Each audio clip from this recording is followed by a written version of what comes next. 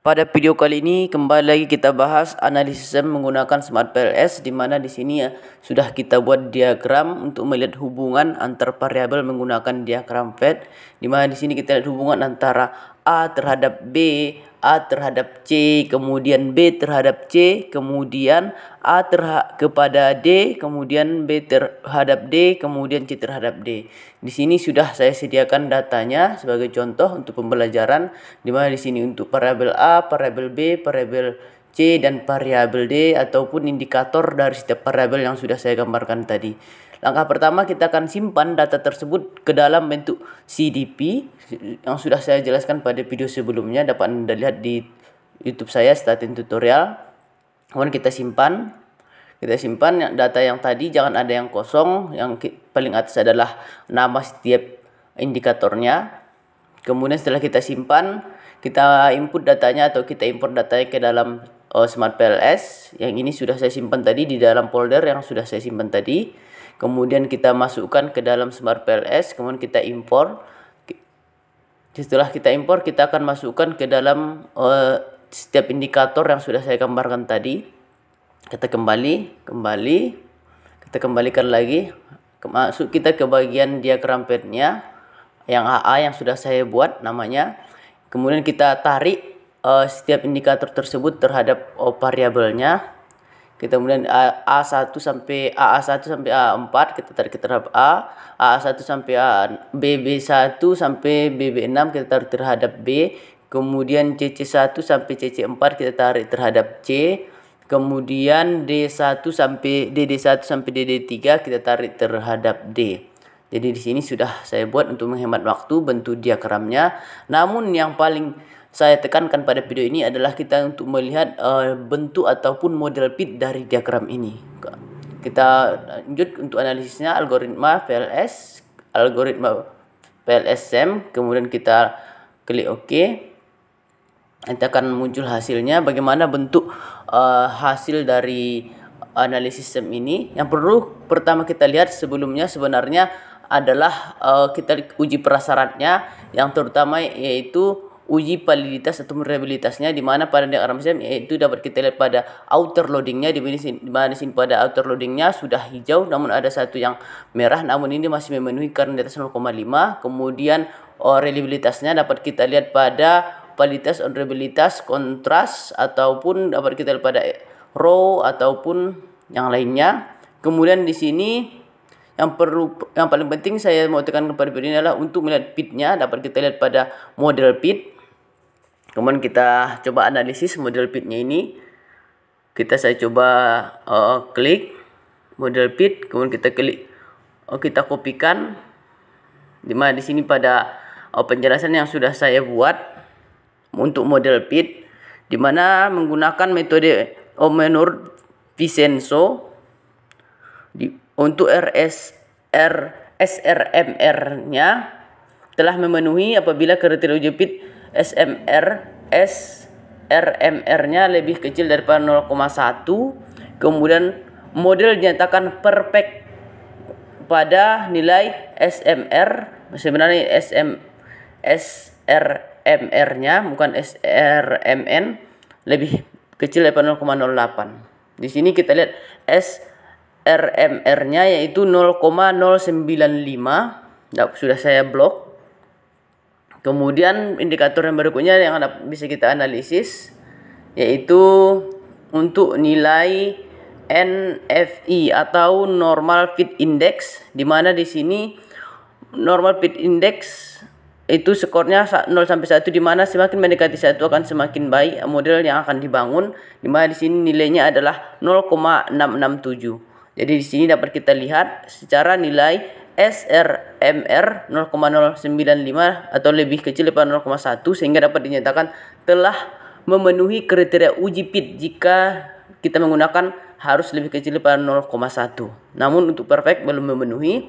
Kemudian untuk nilai NFI 0,667 berarti di sini lebih besar, sudah lebih besar daripada 0,5 atau sudah mendekati, kita kategorikan mendekati 1, sehingga dapat disimpulkan sudah menggambarkan model keseluruhan atau model fit dengan data yang ada.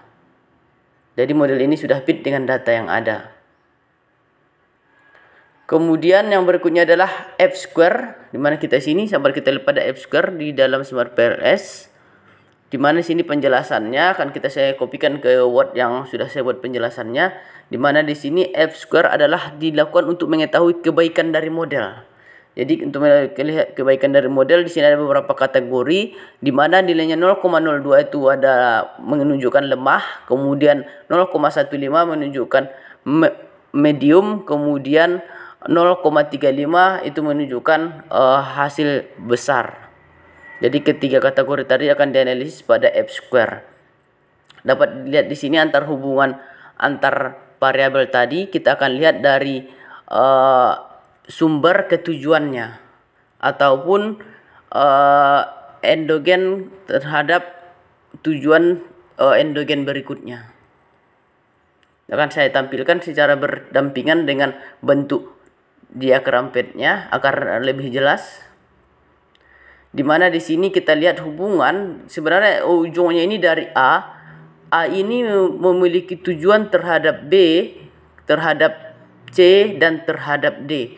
Nah, berarti kita dapat dilihat di sini dari sebelah kiri kita bacanya ke bagian atas, di mana nilai A terhadap B hubungannya kekuatannya secara F square yaitu 0,967 atau besar. Kemudian A terhadap C itu 0,085 atau berada pada kategori medium kecil. Kemudian A terhadap D itu 0,032 yaitu berada pada kategori kecil. Kemudian B terhadap C di sini 0,426 berarti pada kategori besar. Kemudian B terhadap D 0,004 sangat kecil sekali, berarti ini pada kategori kecil. Kemudian C terhadap D itu 0,620 pada kategori kecil. Kemudian C terhadap D yaitu 0,620 atau berada pada kategori besar. Jadi ini dapat dilihat satu persatu dari mana ujung ke ujungnya kekuatan hubungan antar variabel tersebut. Itu untuk penjelasan dari F square. Masuk kita ke penjelasan berikutnya, yaitu penjelasan R square. R square sudah sering Anda dengar mungkin di dalam statistik atau kekuatan hubungan, berapa besar kekuatan hubungannya. Namun di sini akan dijelaskan bagaimana penjelasan dari metode ataupun menggunakan analisis menggunakan Smart PLS, di mana di sini ada beberapa pembagian ataupun kriteria berapa besar kekuatan hubungan antar variabel tersebut. Kita lihat di sini penjelasan R square adalah pada kontras endogen. R square adalah koefisien determinan pada kontras endogen, di mana nilainya ini berada 0,75 kuat, 0,5 moderat, 0,25 adalah lemah. Jadi di sini sudah gabungan dari sumbernya ke ujungnya. Jadi dapat dilihat di sini bagaimana kekuatan hubungan di dalam variabel B. Jadi variabel B tadi kan sumbernya dari A.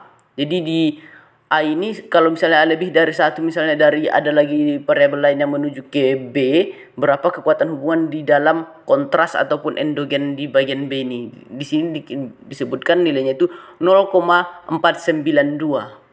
atau berada pada kategori moderat. Kemudian di bagian C ini kan ada dua sumbernya, itu dari A, dari B. Jadi dari A dari B ini digabungkan seberapa besar kekuatannya adalah 0,605 atau pada kategori moderat. Kemudian di bagian D itu sumbernya dari A, B, dan C. Jadi ketiga sumber ini dari A, B, dan C ini kekuatan hubungannya pada konsentrasi di D itu nilainya 0,649 atau berada pada kategori moderat juga. Sehingga di sini dapat kita katakan cukup baik. Kemudian masuk kita ke analisis berikutnya, yaitu pada predictive relevance atau Q square. Q square ini dikenal dengan Stone Geyser. Di mana di sini sumbernya itu dapat kita ambil dari R square. Di mana di sini sudah ada rumusnya Q1 1 dikurang R12 kali 1 kurang R22 kemudian sampai seterusnya.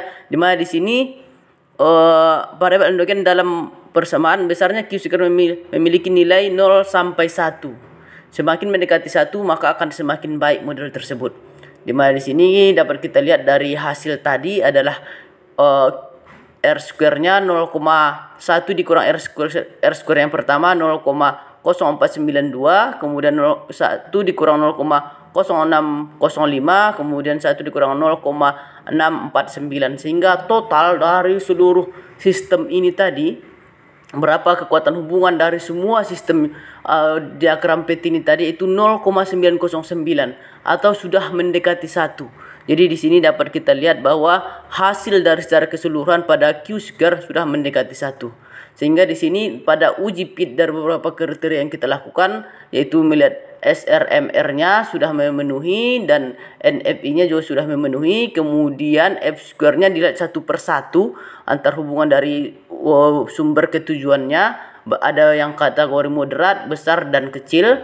Kemudian di sini Q square, secara keseluruhan Q square-nya itu pada titik konsentrasi tujuan masing-masing itu berada pada kategori moderat. Jadi di sini ketiga tujuan di dalam diagram PET tadi itu berada pada kategori moderat. Kemudian di bagian Q square ini menjelaskan secara keseluruhan dari semua model tadi yaitu berada pada kategori mendekati 1 atau sudah memenuhi. Sudah semakin baik, modelnya itu sangat baik. Jadi perbedaan dari F square itu dilihat dari satu persatu, secara dari sumber ke tujuannya satu persatu, lebih detail lagi sebenarnya dilihat pada F square. Kemudian pada R square ini secara konsentrasi pada titik tujuan masing-masing. Kemudian Q square ini secara keseluruhan berapa kekuatan hubungannya.